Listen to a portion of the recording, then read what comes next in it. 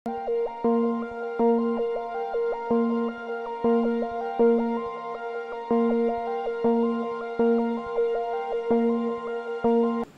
باتیں کو دیکھ رہے ہیں، کتنے واقعات ہیں۔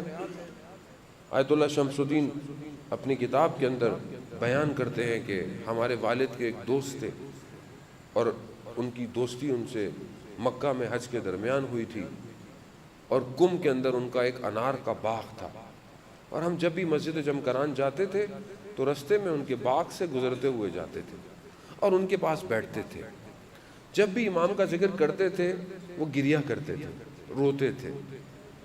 ہم یہ سمجھتے تھے کہ ان کا امام کے ساتھ رابطہ ہے، لیکن کچھ بتاتے نہیں تھے کبھی بھی، اور نہ ہمارے والد نے ہمیں کبھی کچھ بتایا، کیونکہ بہرحال شاید ہماری وہ کہتے ظرفیت ایسی نہیں تھی۔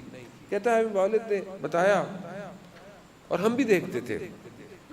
اسی باغ میں ایک کمرہ تھا، اس میں ایک اور لڑکا ابراہیم عبادت کرتا رہتا۔ ہم جب بھی گزرتے تھے دیکھتے ہر وقت وہ عبادت کے اندر ہوتا تھا۔ ایک دفعہ جب گئے تو وہ جو باغ کے مالک تھے، ہمارے والد کے دوست تھے، وہ بڑا گریہ کر رہے ہیں۔ ہم نے بولا کیوں، کیا ہوا؟ کہا ابراہیم چلا گیا۔ کہا کیا؟ کہا مجھے تھوڑا سا تو تھا کہ اس کا بھی امام سے تعلق ہے، لیکن اتنا نہیں پتا تھا وہ امام کے کتنا قریب ہے۔ کہا واقعہ کیا ہوا؟ کہا ایک دن یہ آیا اور کہا کہ مجھے تندور والے نے کچھ ایسے ہی پیسے ہدیہ کر دیے، تو میں جب لے کے نکلا تو امام آ گئے، اور امام نے کہا یہ پیسے واپس کر دو، تمہیں اگر پیسوں کی ضرورت ہے تو فلانے شخص کے پاس جایا کرو۔ کہہ رہے میں نے وہ پیسے واپس کیے اور میں آپ کے پاس آیا ہوں، مجھے امام نے کہا ہے آپ سے۔ کہہ رہے میں نے اس کو پیسے دیے، میں نے کہا پتہ نہیں اسے امام ملے بھی ہیں کہ نہیں ملے، یہ معاملہ صحیح ہے، تو میں تندور والے کے پاس گیا اور اس نے بتایا ہاں ہم نے پیسے دیے، یہ پیسے پھینک کے چلا گیا۔ کہتا ہے ایک دن میں جب باغ آیا تو میں نے دیکھا یہ اپنا سامان سمیٹ رہا ہے، اور مجھے کہہ رہا ہے آپ کا بہت شکریہ، اتنے عرصے تک آپ نے مجھے برداشت کیا، مجھے موقع دیا۔ کہا کیوں، کہاں جا رہے ہو؟ کہتا ہے میں جا رہا ہوں، اب کبھی بھی آپ کو نظر نہیں آؤں گا۔ کہا کیوں؟ کہا مجھے امام نے اپنے پاس بلا لیا ہے۔ عام آدمی، عام شخص اپنی ڈیوٹی انجام دے رہا ہے، اخلاص اور خلوص، امام نے اٹھا لیا۔ امام کے ساتھ لوگ ہیں، ابھی بھی لوگ ہیں جو امام کے ساتھ ہوتے ہیں، اور عام لوگ ہیں، عام لوگ۔ وہ 313 تو جب امام آئیں گے تو وہ بھی تیار ہو رہے ہیں، ان میں سے کئیوں کے نام بھی موجود ہیں کہ وہ تو 313 جو ہے نا، وہ بڑے، آپ سمجھ لیں کہ بڑے بڑے کمانڈر ہیں امام کے، ان کے نیچے ہزاروں کے لشکر ہے ہر اس کے پیچھے، اور ہر شخص نے اپنی ذمہ داری ادا کرنی ہے۔ لیکن ابھی بھی امام کے ساتھ کچھ دائرے ہیں جو امام کے ساتھ رہتے ہیں، امام کے کاموں کو انجام دیتے ہیں۔ کبھی زندگی میں آپ کو محسوس ہوا ہو، مجھے نہیں پتا، ہوتا ہے کہ آپ مشکل میں پھنسے ہوں، آپ نے توسل کیا ہو، کوئی شخص آیا ہو آپ کو بچا کے چلا گیا ہو۔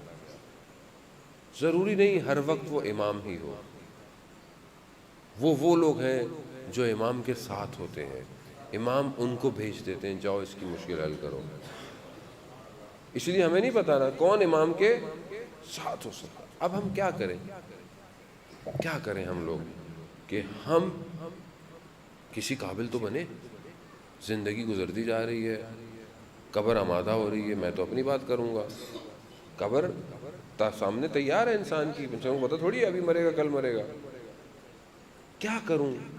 زندگی ایسے ہی گزار دوں؟ کچھ ایسا نہ کروں کہ میری زندگی میں امام ہو، میری صبح شام میں امام ہو، میرے ہفتے میں ایک دن جمعے کا دن متوقع ظہور کا دن ہے، کیا میں جمعے کو امام کو یاد کرتا ہوں؟ کتنی دیر یاد کرتا ہوں؟ کتنے گھنٹے یاد کرتا ہوں؟ کتنے گھنٹے یاد کرتا ہوں؟ پھر میں زیارت وارثہ پڑھتا ہوں، زیارت عاشورہ پڑھتا ہوں، زیارتیں پڑھتا ہوں، اس میں کہتا ہوں یا لیتنی کنت معکم، اے کاش ہم آپ کے ساتھ ہوتے تو کامیاب ہو جاتے۔ تو آواز آئے گی کاش کیوں کہہ رہے ہو، امام تو ہے تمہارے ساتھ۔ کیوں نہیں امام کے ساتھ ہو جاتے؟ کیوں نہیں ہو جاتے؟ تو میرے دوستو کہاں ہے امام زندگی میں؟ یہ ہمیں خود فیصلہ کرنا ہے نا. میں نہ آپ کو کہہ سکتا ہوں، نہ آپ مجھے کہہ سکتے ہیں، نہ میں آپ کے اوقات سے واقف ہوں، نہ آپ میرے اوقات سے واقف ہیں. ہمارے استاد فاطمی نیا، یہ بہت بڑے عالم دین ہیں، آیت اللہ فاطمی نیا، وہ بیان کرتے ہیں کہ ایک گاؤں تھا، اس گاؤں میں ایک عالم دین رہتے تھے، ان کا انتقال ہو گیا. تو گاؤں والوں نے ان کے بیٹے کو اس باپ کی جگہ اس کو بنا دیا. اچھا وہ اتنا پڑھا لکھا تھا نہیں، بس تھوڑا بہت اس کو جو آتا تھا. وہ کئی عرصے تک عالم بن کے رہا. اچھا اپنی مرضی سے فتوے اور اپنی مرضی سے اس کو آتا ہی نہیں تھا. ایک دن اس نے آئینے میں کیا دیکھا کہ سفید بال آیا. تو اسے اندر سے آواز آئی کہ اب تمہاری عمر گھٹنے لگی ہے اور تم اتنے عرصے سے ان سب سے جھوٹ بولتے ہو، اپنی مرضی سے ان کی تعلیم کر رہے ہو. تو ایک دم اس کو جھٹکا لگا. اس نے توبہ کی، معافی مانگی خدا کی بارگاہ میں کہ مجھ سے غلطی ہو گئی، مجھے معاف. گیا ممبر پہ اور جا کر لوگوں کو سچ بتا دیا. لوگوں نے کیا کیا؟ اس کو مارا، اس کے کپڑے پھاڑ دیے اور اس کو نکلنا پڑ گیا. گاؤں نکلا، گاؤں سے شہر پہنچا، دیکھا ایک نورانی شخصیت سے اس کی ملاقات ہوئی. کہا جوان کیا مسئلہ ہے؟ کہا ایسے ایسے ہے. تو کہا علم سیکھ لو، علم حاصل کر لو، شاگرد بن جاؤ. کہا کس کے پاس جاؤں، میں تو جانتا ہی نہیں. کہا فلانے استاد ہیں ان کے پاس جاؤ. ان کے پاس گیا، ان سے پوچھا کہ مجھے پڑھنا ہے. ان کا میرے پاس ٹائم ہی نہیں ہے. کہا میرے پاس ٹائم ہی نہیں ہے.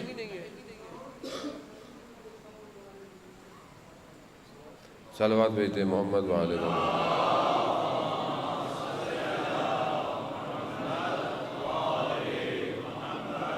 غالباً بزرگ یہ کہہ رہے ہیں کہ شاید ساؤنڈ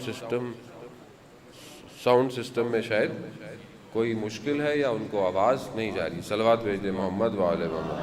اللہم صلی علی محمد وعلى.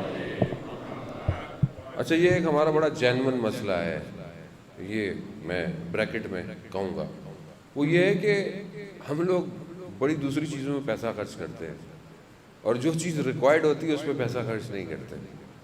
کیونکہ مجلس ہے، اسلام ہے، ساؤنڈ سسٹم جیسا بھی ہو، اور خدا نخواستہ یہ جو لوگ غلط کام کرتے ہیں ان کے ساؤنڈ سسٹم آپ دیکھیں کیسے ہوتے ہیں. کیونکہ دین کی اہمیت نہیں ہے نا. میں ان کو نہیں کہہ رہا خدا نخواستہ، میں ویسے جنرل بات کر رہا ہوں. دین کی اہمیت جب تک نہیں ہوگی آپ کام کو اتنا اچھا انجام نہیں دیں گے. دین تو سستا ہے، جو کہیں کچھ نہیں ہو رہا تو دین میں کر لو. پہلے زمانے میں ہوتا بھی یہی تھا نا کہ بچہ کسی کام کا نہیں ہے مدرسے میں بھیج دو. لیکن اب لوگ کہتے ہیں لے بھئی ابھی تو پڑھے لکھے مولوی آنا شروع ہو گئے.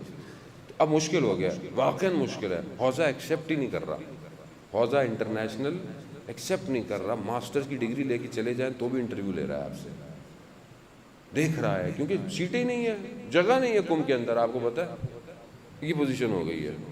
کیوں؟ کیونکہ پوری دنیا اس نور کی طرف متوجہ ہو گئی جو کم سے نکل رہا ہے. اور کیسے نہ نکلے؟ یا فاطمہ اشفعی لنا فی الجنہ، اے فاطمہ جنت میں ہماری شفاعت کیجئے گا. یعنی شفاعت تو جنت میں جانے کے لیے ہوتی، جنت میں کون سی شفاعت ہے؟ کہا جنت میں بھی مقامات ہے، اگر اوپر جانا ہے تو اس معصومہ کم کی شفاعت کی ضرورت ہے. تو یہ ضروری ہے. بہرحال بریکٹ کلوز کر کر میں واپس وہیں آتا ہوں. وہ گیا، استاد نے منع کر دیا، واپس گیا. وہ پھر کہا کیا ہوا؟ کہا ان کے پاس وقت ہی نہیں ہے. تو کہا ان سے کہو کہ فلانی کلاس اور نماز کے درمیان میں جو وقت ہے نا اس میں پڑھائیں. چلے گئے. ان کا ہاں وقت ہے میرے پاس. پڑھانا شروع کر دیا. ایک دن گئے تو استاد کہتا وہ کتاب نہیں مل رہی مجھے، تو آج کلاس نہیں ہوگی. واپس لے گا تو وہ پھر شخصیت مل گئی. کہا کیا ہوا؟ کہا کتاب نہیں مل رہی. کہا فلانے کتابوں کے ریک میں فلانی جگہ کتاب پڑی ہوئی ہے. پھر واپس گئے. اب وہ استاد تھا، وہ بھی عام آدمی تو نہیں تھا. اس نے کتاب دیکھی، کہا یہ کون شخص ہے جو میرے اوقات سے واقف ہے، جو میری کتابوں سے واقف ہے. تو استاد تھا، سمجھ گیا. کہا اب تمہاری ان سے ملاقات ہو تو ان سے کہنا کبھی ہمیں بھی زیارت کروا دے، کبھی ہمیں بھی زیارت کرا دے. اب وہ شاگرد کو نہیں پتا نا وہ کون ہے، کیونکہ جب تک امام نہ چاہیں کوئی پہچان نہیں سکتا ہو، کوئی نہیں پہچان سکتا. وہ امام نے اجازت نہیں دی. وہ گئے اور جا کر یہ کہا کہ استاد کہہ رہے ہیں کہ آپ ہمیں کب زیارت کروائیں گے. تو انہوں نے کہا اس سے کہو کہ ہم جب ضرورت ہوگی زیارت کروا دیں گے، لیکن ہم تم سے راضی ہیں، ہم تم سے راضی ہیں. ہاں عزیزان محترم، یعنی کیا؟ یعنی میں